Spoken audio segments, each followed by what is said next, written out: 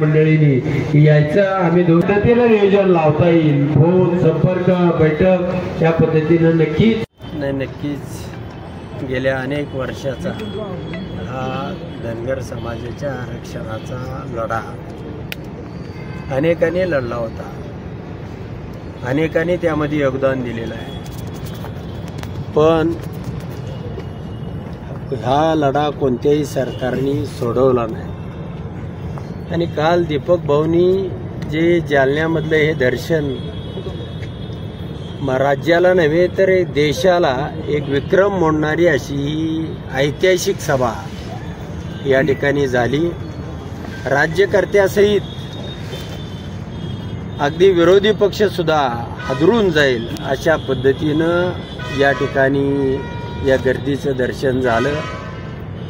खरोखर हा प्रश्न सुटण्या एवढी ताकद या ठिकाणी महाराष्ट्रातला बोळा बाबडा गोरगरीब अगदी मेंढ्या राखणारापासून सगळा धनगर बांधव या ठिकाणी एकवटलेला होता. साहेब, तुम्ही सरकारकडे याच्याबद्दल काही मागणी केली, पत्रावर काही झालं का? 9वा दिवस नाही, अनेक वेळा आंदोलनं झाली, अनेक वेळेला उपोषणं झाली. BK कोकरे साहेबापासून आजपर्यंत दीपक भाऊपर्यंत अनेकांनी अनेक वेळा लढे उभे केले. पण माझं मत आहे की प्रत्येक वेळेला सरकारनं वेगवेगळ्या पद्धतीनं निवडणुका जिंकलेल्या आहेत आणि या निवडणुका जिंकत असताना त्यांनी वेगवेगळे मार्ग अवलंबलेले आहेत. त्यामुळं आज सुद्धा महाराष्ट्रामध्ये 103 खासदार लाखाच्या फरकाने निवडून आलेले आहेत. जर कोणत्या समाज घटकाला न्याय दिला नसेल, मग मराठा असेल, OBC असेल, धनगर असेल, बंजारा असेल, वंजारा असेल, दीनदलित असेल, मुस्लिम असेल, तर मग हे सरकारचे आमदार लाखाच्या फरकाने निवडून येतात कसे? आणि म्हणून मला या पुढच्या काळामध्ये अशा ज्या तंत्रज्ञानाच्या माध्यमातून घोटाळा करून निवडणुका जिंकण्याचं माध्यम संपलेलं आहे. आता तुम्हाला ह्या समाजाचे प्रश्न सोडवावे लागतील आणि जर तुम्ही ह्या समाजाचे प्रश्न सोडवले नाहीत तर मात्र आपला चंबू गबाळ बांधून घराकडे जावं लागेल अशा पद्धतीची परिस्थिती या ठिकाणी दीपक भाऊंनी तयार केली. साहेब, तुम्ही आता बोलले चक्काजाम होणार आहे, तुम्ही स्वतः त्यामध्ये सहभागी होणार आहात? नाही, नक्कीच त्यावेळेला मी स्वतः आणि अनेक पश्चिम महाराष्ट्रामधल्या 52च्या 52 तालुक्यामध्ये सगळ्या ठिकाणी चक्काजाम झालेला तुम्हाला दिसेल. ताकदीनं समाज रस्त्यावरती उतरेल. साहेब, तुम्ही आत्ता बोलले की मताचा घोटाळा करून निवडून आले आणि तुमच्याच मतदारसंघाचं मागच्या काही दिवसापूर्वी महाराष्ट्राभर नाव गाजलं. नेमकं ते काय होतं तेवढं तरी सांगा मला. नाही, मार्कडवाडी या गावानं माझ्याही मतदारसंघामध्ये मतमोजणीला म्हणजे भूकंप व्हावा किंवा मतमोजणी दिवशी अचंबित व्हावं अशा पद्धतीची आकडेवारी समोर यायला लागली. गावाच्या गावं तालुक्यामधली बंड करून उठली. अनेक गावांनी हात वर करून मतदान घेतलं, अनेक गावांनी बॅलेट पेपर छापून आणले आणि सगळ्या तालुक्यामध्ये हा भडका उडाला की आपल्या गावामधून अशा पद्धतीचं मतदान होऊ शकत नाही, आम्हाला बघायचं आहे. आणि पोलिसांनी त्या ठिकाणी दडपशाही घराघरात जाऊन माणसांना ताणून मारलं.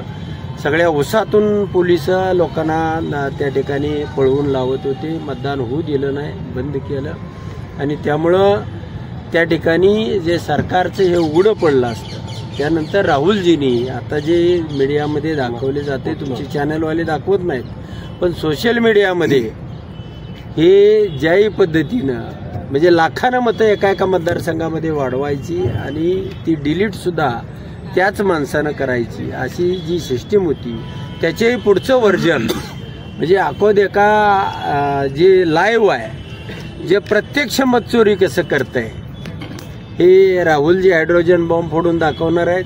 त्याचेही पुढचं व्हर्जन माझ्याकडे आहे आणि ते अणुबॉम्बपेक्षाही भयानक परमाणु बॉम्ब आहे. आणि सगळ्या महाराष्ट्राला हे पिक्चर दिसणार आहे की आपल्या मताची प्रत्येकानं टाकलेल्या चोरी कशी झाली आणि त्याचं म्हणजे लाईव्ह पुरावा हा सगळ्या देशापुढं महाराष्ट्रापुढे येणार आहे. आणि त्यामुळं गेल्या 10 वर्षापासून आरक्षण का दिलं गेलं नाही की त्यांच्याकडे मतचोरीचं तंत्रज्ञान होतं. ह्या सगळ्या समाजाचे आक्रोश होते, तरी सुद्धा या राज्यकर्त्यांनी हे दाबून टाकलं.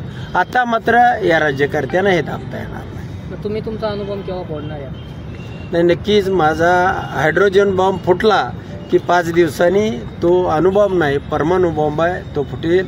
पुन्हा 100 वर्ष या जमिनीवरती काही उगवणार नाही किंवा असं पुन्हा बनावटगिरी होणार नाही, अशा पद्धतीचा तो परमाणु बॉम्ब. सुप्रियाताई किंवा उद्धव ठाकरे काही भेटीला येण्याची शक्यता आहे का? तुम्ही मागाशी नाही, मी आता त्यांच्याशी बोलणार आहे, सुप्रियाताईंशी बोलणार आहे, उद्धवजींशी बोलणार आहे, अजितदादाशी बोलणार आहे, एकनाथ शिंदे साहेबांशी बोलणार आहे की तुम्ही तातडीनं त्यांना भेट द्या आणि याचा निर्णय करा.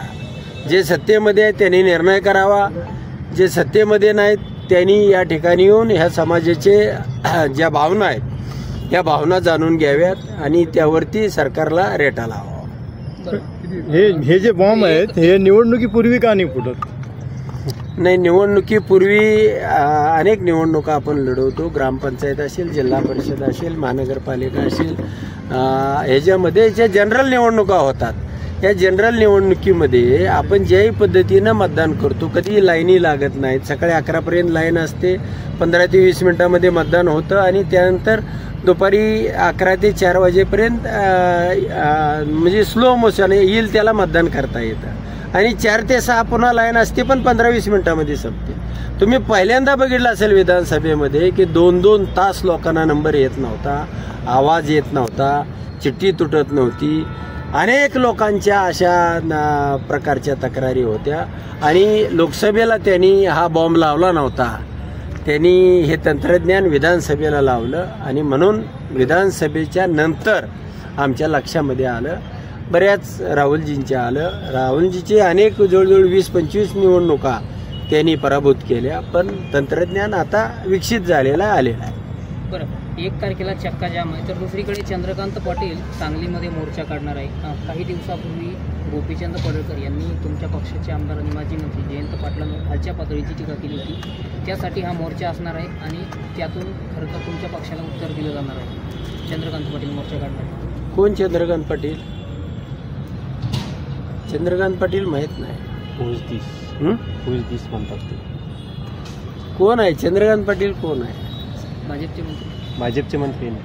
भाजपचे मंत्री? मला वाटत नाही ते काढतील. ते सभ्य आहेत, चांगला माणूस आहे, असलं नाही करणार काय, म्हणजे माझं मत. चंद्रकांत पाटील चांगला माणूस आहे आणि वय झालंय त्यांचं. 1 तारखेला ते मोर्चा काढतायत, त्या मोर्चाच्या संदर्भात तुम्ही काय सांगा? ते उत्तर देणार आहे? नाही, मला नाही वाटत चंद्रकांत पाटील असं काय करतील असं मला वाटत नाही. त्यांना बुद्धी आहे ना, असं कशाला करतील? निर्बुद्ध माणूस एखादा करेल, बुद्धिमान कशाला करेल? नाही करणार.